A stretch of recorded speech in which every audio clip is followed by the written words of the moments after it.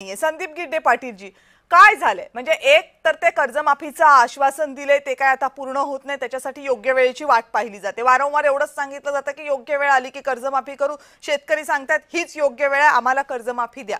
ती कर्जमाफी काही होत नाही, पण जेव्हा अशी आंदोलनं उभी राहतात त्यावेळेस त्या आंदोलनांना 3-3 दिवस लोकांचे हाल होईपर्यंत सरकारला त्यांच्याशी चर्चा करावीशी वाटत नाही का? त्यासाठी नागपूर आणि मुंबई हे घोळ का घालावे लागतायत? पहिला मुद्दा असा आहे की मला असं वाटतंय की आजच्या पॅनलवरती काँग्रेस असेल, उभाटाचे नेते असतील, कृषी पत्रकार असतील आणि स्वाभिमानी शेतकरी संघटनेचे सरचिटणीस सूर्यभानजी असतील, तर मला असं वाटतं की या सर्वांची भूमिका एकदम एकत्रितपणे सूर्यभान यांनी मांडली आणि व्यवस्थितपणे मांडली।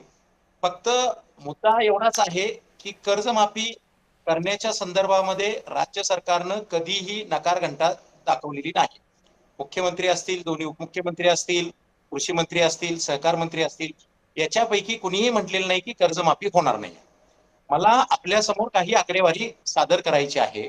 एकूण राज्यामध्ये 1,68,00,000 इतकी शेतकऱ्यांची संख्या आहे, एवढे खातेदार आहेत। आसमानी संकट जे आलं ते 1,68,00,000 शेतकऱ्यांच्या वरती आलं। आज जो मुद्दा चाललेला आहे, जे कर्जमाफी करण्याच्या संदर्भामध्ये, कर्जमाफी काय चालू कर्ज तर माफ करण्याच्या संदर्भामध्ये कोणी बोलत नाही, जे थकीत आहे त्याच्याबद्दलच बोललं जात आहे।